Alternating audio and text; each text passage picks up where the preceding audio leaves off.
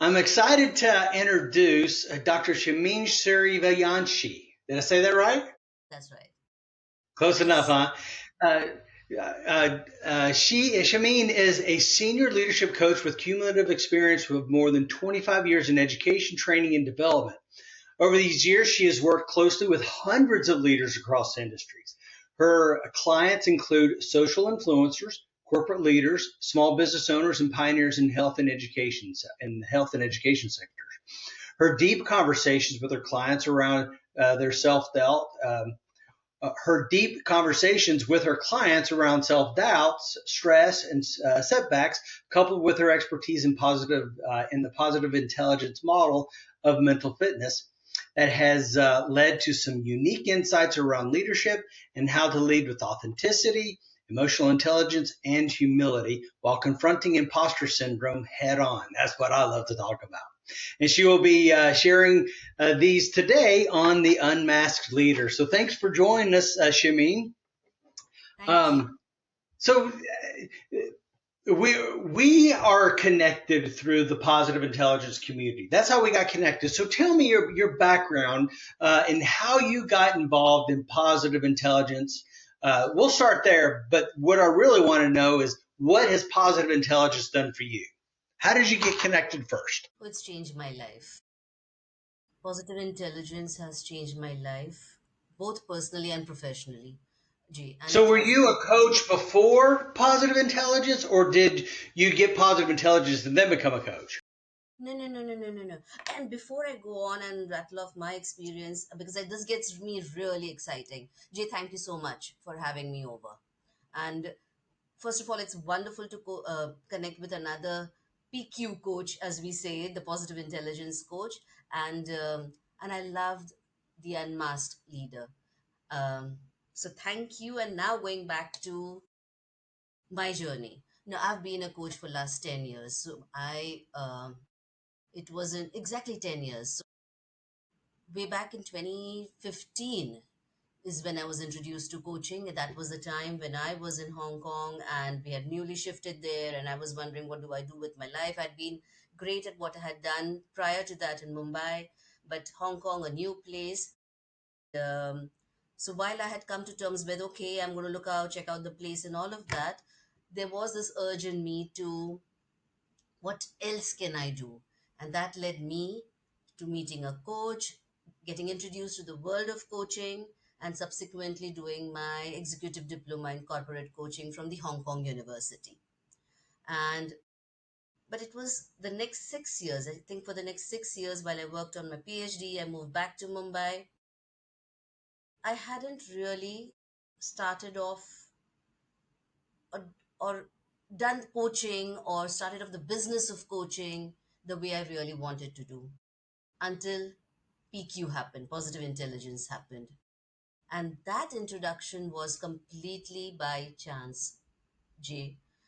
It was in the during the corona years, 2021 January, and a chance message on the coaches group saying, hey, you know, there is a small little group of people doing this particular course. Do you want to do it?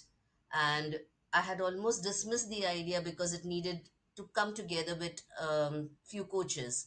And I said, no, no, no, I don't have the bandwidth to do that. And then just the day before, somebody said, hey, we already have few of us and need one more people. Would you join?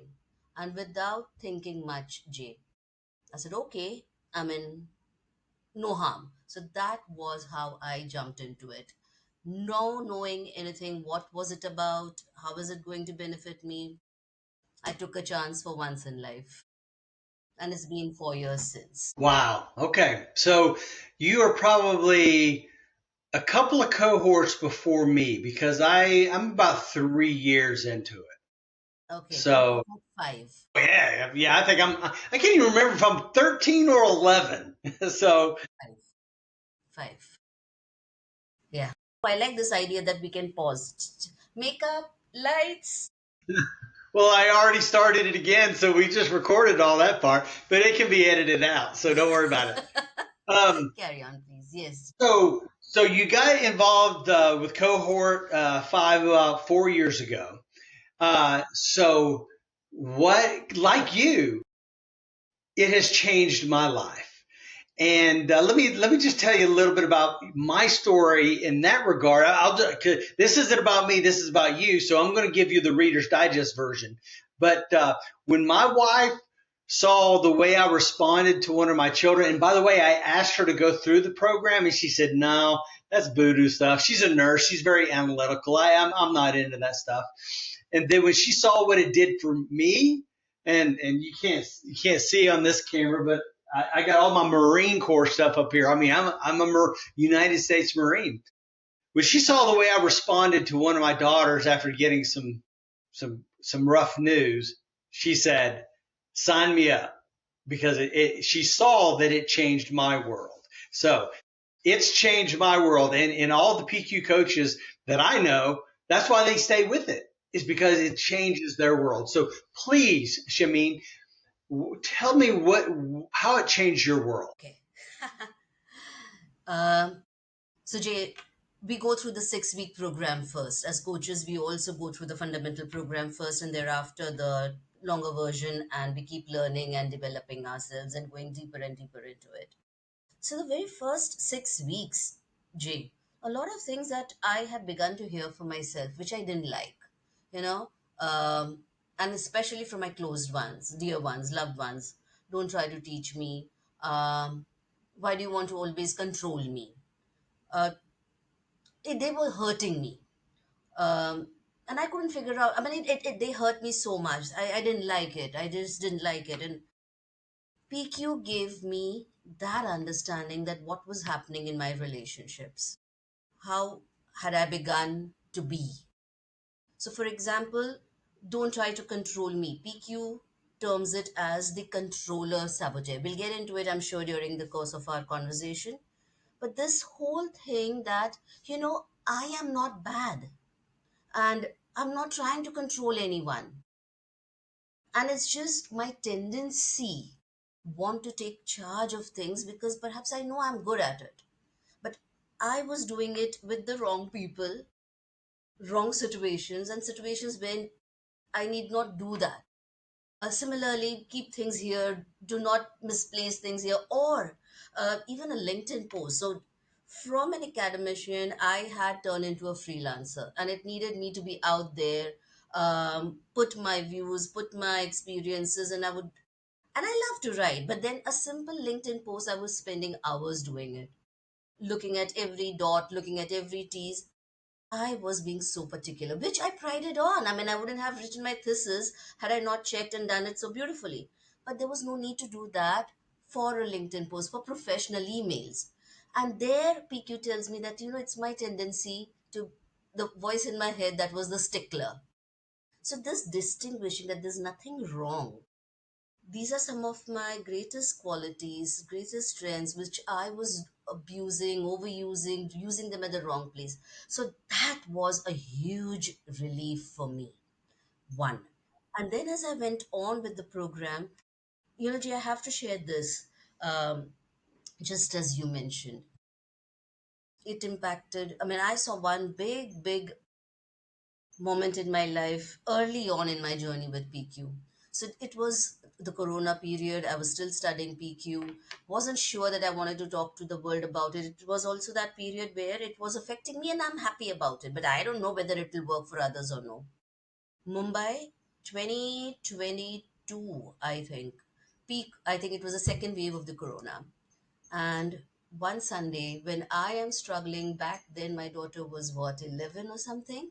And this 11-year-old is not going for a bath, and the whole day goes, and all of that is happening. And Indians, I mean, we're particular about these things. And um, so it was about 6:30 in the evening, and this little girl finally agrees to go for her bath. And then she comes out and says, "Ma, I can't see anything." And then she says, I'm seeing the blinkers. I can't see anything. Can I stay in the bath for long? Can I just put my head in the water? Now this freaks me out. That what is Yeah. this? Yeah, it was scary.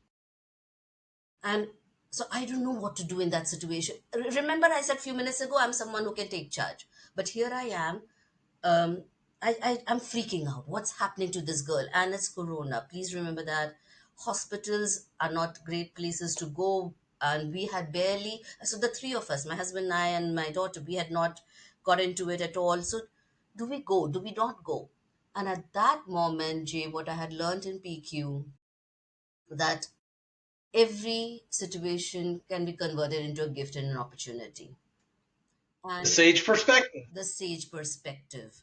And I decide, thankfully, to use that. And I'm actually telling myself, okay, what's the gift and opportunity in this situation? Now, this is ridiculous. It sounds, in hindsight, it looks ridiculous. How could I do that? But in that moment, I'm saying, okay, now what's the gift and opportunity in this? And I tell myself, okay, the gift and opportunities, I'm going to give a lecture on not to watch screen so much.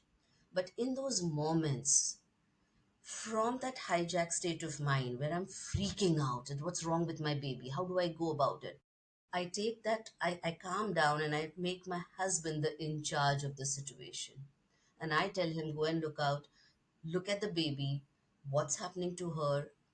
His strengths come up. She was 11 years old at this time. She was 11 at this time.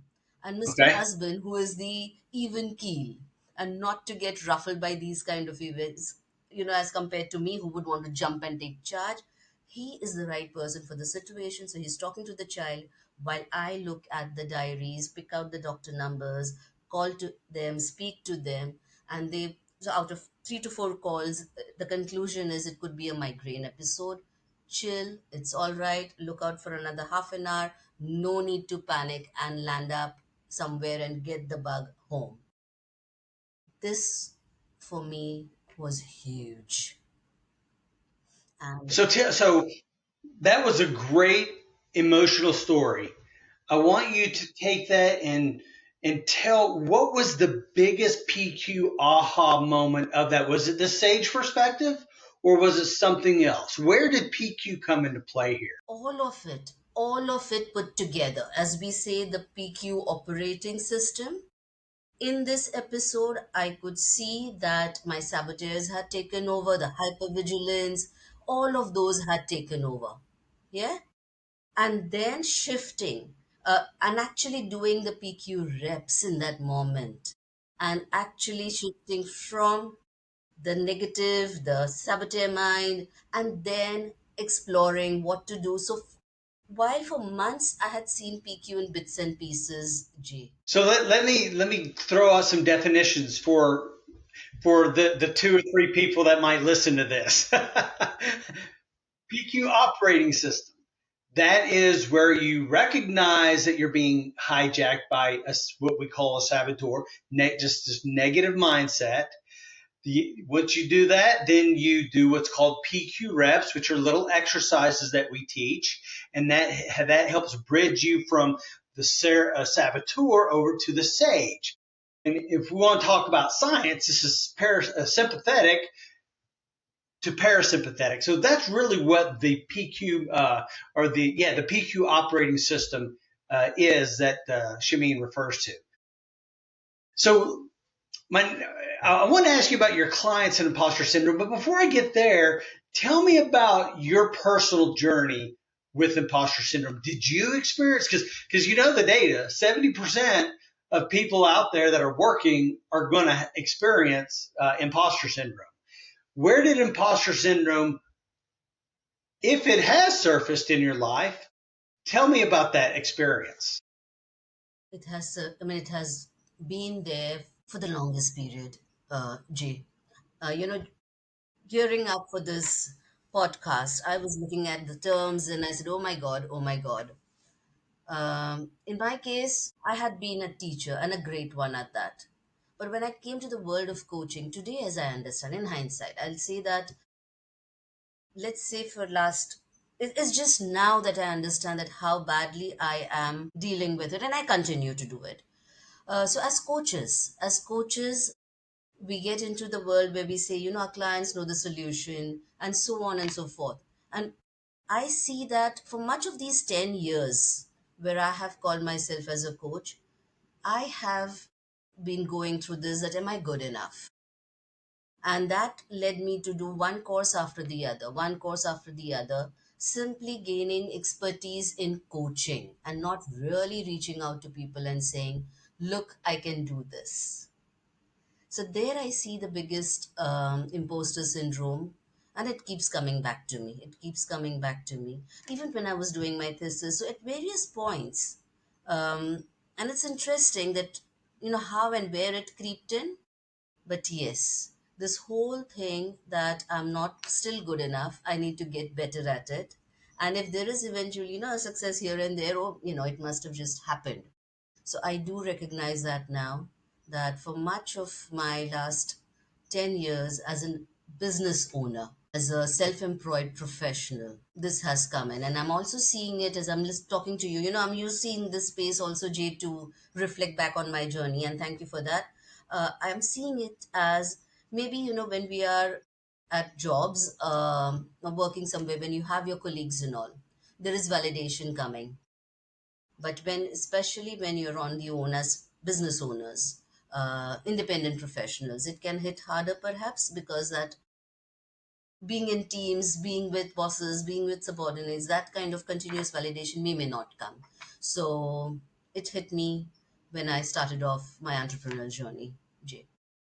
Well, I don't know that anybody ever really fully cures themselves, but and that's what I tell people. I say, I'm not cured, but I just manage it so much better, and with having the positive intelligence education. Yes. So, so tell me about some of the experiences that you've had with your clients overcoming imposter syndrome. Interestingly, none of my clients have come saying that they want to overcome imposter syndrome. In fact, in the run up to our conversation this morning for me, I actually spoke to some of them and I said, did you even know the term imposter syndrome? To my, I did. perhaps because perhaps we are in that whole process of learning and developing ourselves. But when I'm looking at these corporate leaders, um, they're all coming with fear to us, fear to me. And so, what typically these clients of mine, when I look at the list, when I did a little bit of research on that who's been coming and what have they been saying, what I see is a pattern, that they've come saying that they're not confident.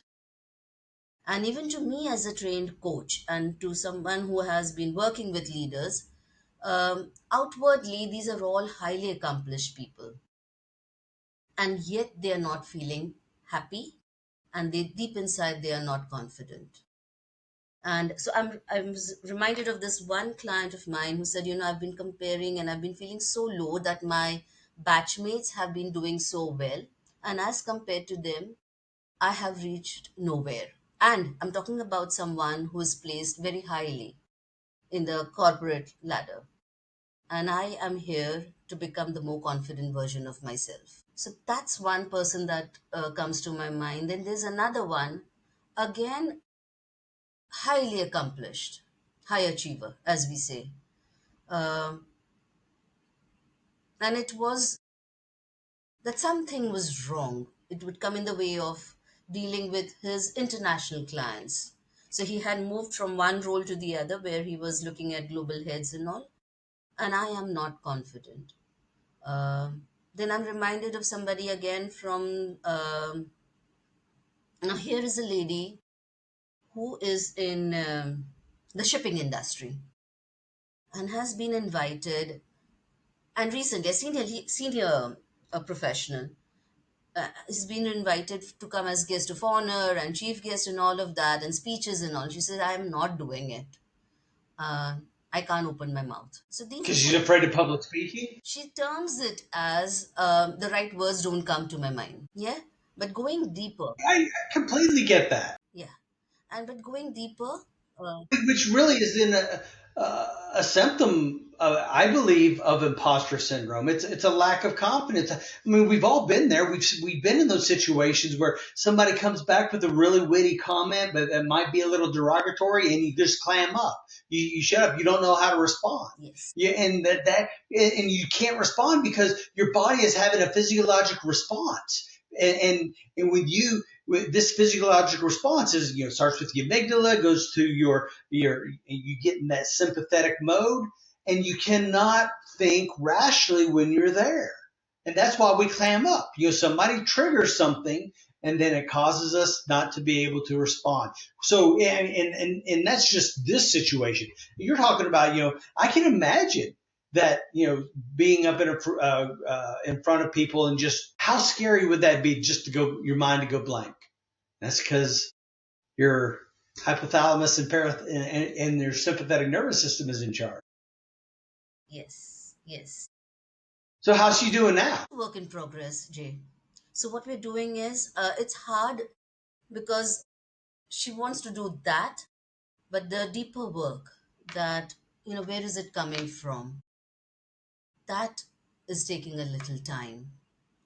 um, and it's interesting because each of these people, not only that lady, because that lady, where is she now, is where, hey, but you know what, I've done this before, but she's forgotten that. It's not that I haven't spoken, it's not that I don't have the confidence. Oh, yeah, yeah, yeah, I have been there, but that was years ago. So this particular person at least, is at a point where she is going back to recognizing her strengths, things that inherently she's capable of. It may not be to do with public speaking, but the other bits of hers, where, as I call it, reclaiming her strengths, Jay. Honestly. Yeah. Yeah. And each The of these people, carry on. Well, what I was going to add to that is, so you've got people that are coming to you that have imposter syndrome, and they just don't know it. They don't know. They're just wanting to build their confidence. Is that what I'm Yes. getting? Yes. Yes. Yes. And seemingly confident person. Well, and they seem like a confident person. Yeah.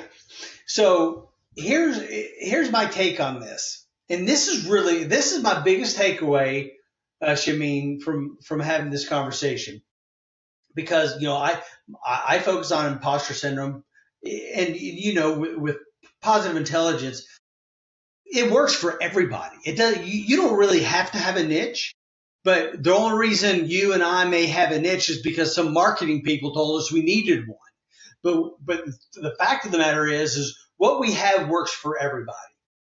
But then when you look at our social, or not necessarily social, but our business connections, which is the one and the same. I don't do a lot of social media stuff outside of business. I just don't. All my accounts are pretty much connected with my business, and where I want to go with personal development. And because I'm so connected right there in that space, I get all this information about imposter syndrome. But that doesn't mean my neighbor is getting the same material. So that's how I got involved in imposter syndrome, focusing on imposter syndrome. I'd never heard of it myself. And I went through the program. Then I heard about imposter syndrome. And then I thought, this program about cured me of imposter syndrome. And then that's why, I'm very devout in my Christian faith. I'm a Latter-day Saint, and I believe that we are children of God. And I thought, all my life that I've been practicing, it's not that I'm a hypocrite, but it's that I just didn't really embrace my very own faith, the very own doctrines, that I'm a child of God, children of God. God doesn't mess up. And so, but he gives us weakness that we might be humble so we can grow. And so when I learned this, that's why I wanted to use positive intelligence to help people with imposter syndrome, because and I don't care what your faith is. You can be atheist for all I care. The fact that you're a human gives you intrinsic self-worth. And I want you to realize that. And positive intelligence is my platform. So you just reinforced to me what I'm doing. And I really appreciate that.